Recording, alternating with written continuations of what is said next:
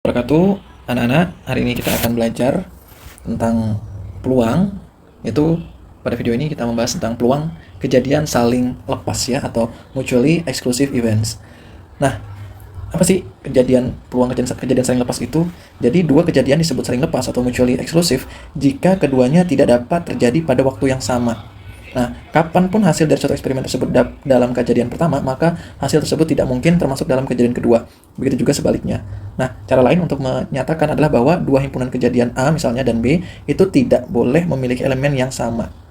Nah, atau irisannya dari kejadian A dan kejadian B itu adalah himpunan kosong, atau tanda himpunan kosong ya. Nah, kita ilustrasikan seperti dalam diagram Venn ini. Misalnya di sini ada ruang sampel, kemudian ada himpunan A dan himpunan B.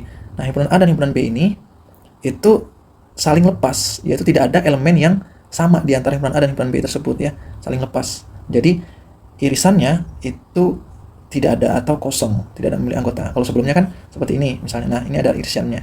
Saling himpunan A, himpunan B, nah itu dia memiliki irisan. Nah, ini. Nah, sementara kalau kejadian saling lepas itu dia tidak ada irisannya ini. Nah, dari gambar ini kita dapat melihat bahwa irisan atau intersection tidak memiliki elemen, tidak ada ya. Nah, gimana cara menghitung peluangnya? Yaitu seperti ini. Peluang A gabung B ya. Kita gabung peluangnya tersebut, itu berarti peluang A ditambah peluang B. Ini beda, kalau sebelumnya kan kita mengenal ada tambahan dikurang dengan peluang irisan A dan B ya. Nah, karena ini irisannya tidak ada, jadi hanya seperti ini aja peluang gabungannya. Ingat, hubungan ini hanya berlaku jika kejadiannya saling lepas atau irisan A dan B-nya itu himpunan kosong ya, tidak ada anggotanya. Nah, contoh. Kita melempar dua buah dadu dan memperhatikan dua kejadian berikut. Kejadian A itu adalah jumlah mata dadu sama dengan 8, dan kejadian B adalah setidaknya salah satu dadu menunjukkan angka 1. Setidaknya itu artinya minimal ya. Artinya kalau duanya 1 itu boleh. Tunjukkan bahwa kejadian-kejadian tersebut saling lepas. Kita buktikan. Pertama, kita lihat dulu ya. Kita gambar diagram Venn-nya di sini.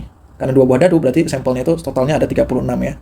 Nah, ini banyaknya sampelnya 36. Nah, kita lihat kejadian A itu adalah jumlah mata dadu 8. Nah, ini ya, ini A. 2, 6, 3, 5, 4, 4, dan seterusnya. Kemudian kejadian B adalah setidaknya salah satu dadu menunjukkan angka 1. Nah, ini 16, 15, 11 boleh ya. Kemudian 21 sampai 61. Nah, kita lihat dari himpunan A dan himpunan B ini ternyata tidak ada elemen-elemen yang sama antara himpunan A dan himpunan B. Dan yang sama kan? Sehingga kejadian-kejadian tersebut dikatakan saling lepas atau mutually exclusive.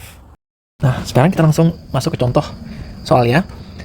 Yang kedua, sebuah dadu bermata 6 dilambungkan 1 kali. Berapakah peluang muncul mata dadu angka 2 atau angka 5? Nah, di sini anak-anak perhatikan salah satu ciri-ciri bahwa soal tersebut merupakan soal peluang kejadian saling lepas adalah ada kata hubung atau di sini ya. Nah, sehingga ketika kamu melihat ada atau artinya udah berkaitan dengan peluang kejadian saling lepas. Berarti kejadian dadu angka 2 dan angka 5 itu tidak bisa terjadi bersamaan, ya kan? Masuk akal, karena ketika kita punya satu buah dadu dilempar cuma sekali, maka tidak mungkin dalam waktu yang bersamaan mata dadu angka 2 dan angka 5 itu muncul seperti itu. Nah, sekarang kita selesaikan permasalahan tersebut.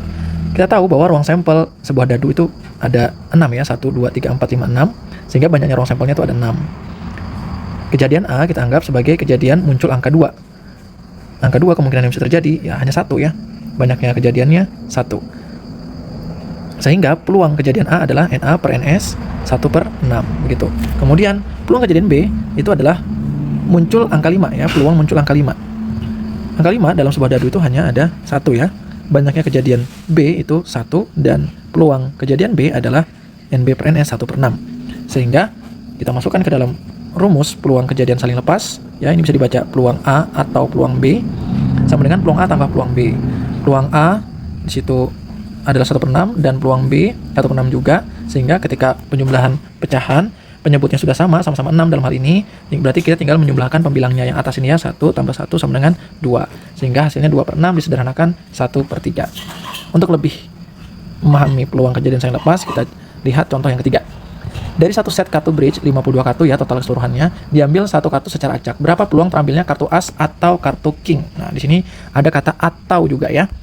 Berarti kita misalkan dulu kejadian A adalah peluang terambilnya kartu as. Karena dalam kartu bridge itu kartu as ada 4 ya anak-anak, maka peluang kejadian A ini dalam hal ini kartu bridge yang as adalah 4/52. 4 ini banyaknya kartu as, 52 ini banyaknya semua ruang sampelnya ya, 4/52. Kejadian B, terambilnya kartu king. Nah, kartu king dalam satu set kartu bridge itu ada 4 juga. Sehingga peluang B-nya juga 4/52. Kejadian A dan kejadian B ini saling lepas ya. Tidak mungkin terjadi secara bersamaan karena as itu berbeda gitu dengan king. Sehingga kita masukin rumusnya peluang A atau peluang B, ya ini kita pakai tanda gabungan atau union. Maka peluang A-nya tadi adalah 4/52, ini peluang A ya.